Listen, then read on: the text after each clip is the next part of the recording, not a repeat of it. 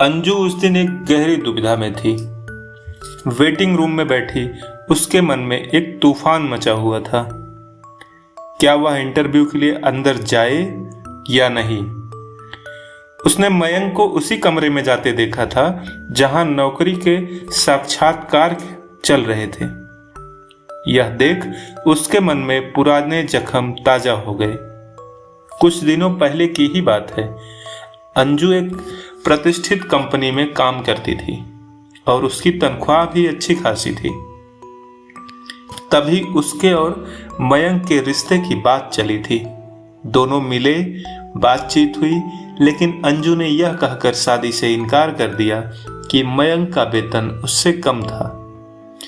उसे लगा कि उसे एक ऐसा जीवन साथी चाहिए जो उससे ज्यादा कमाता हो, ताकि समाज में उसे गर्व महसूस हो सके।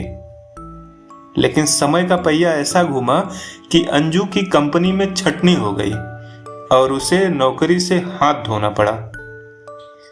अब वह एक नई नौकरी की तलाश में थी और किस्मत से उसे उसी कंपनी में आना पड़ा जहां मयंक काम करता था। वह सोचने लगी, क्या मयंक के सामने अपनी बेइज्जती करानी चाहिए या फिर यहीं से चली जाऊं। लेकिन नौकरी की जरूरत ने उसे वहीं रुकने पर मजबूर कर दिया।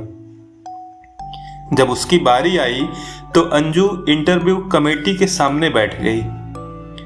टीम के सदस्य सवाल पूछ रहे थे और अंजू ने उनका उत्तर देने की पूरी कोशिश की। तभी मयंक ने सीधा सवाल दागा, आप हमारे पैकेज पर काम करने के लिए तैयार हैं?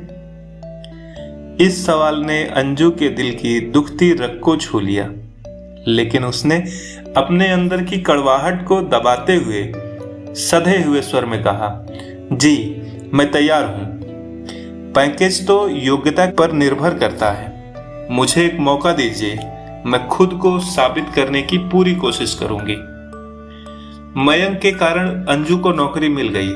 संयोगवश अंजू को मयंक की टीम में काम करने का मौका मिला और वह उसकी अधीनस्थ बन गई। पहले ही दिन मयंक ने उससे सीधे सवाल किया, मेरे साथ काम करने में कोई परेशानी तो नहीं?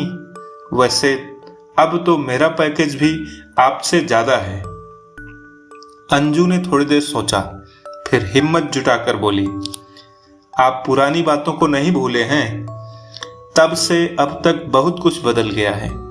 मुझे अपनी गलती का एहसास हो चुका है। उस वक्त मैं एक ऐसे जीवन साथी की तलाश में थी जो मुझसे ज्यादा कमाता हो, लेकिन अब समझ में आ गया है कि यह सोच गलत थी। आखिर क्यों जरूरी है कि पति ज्यादा कमाता हो?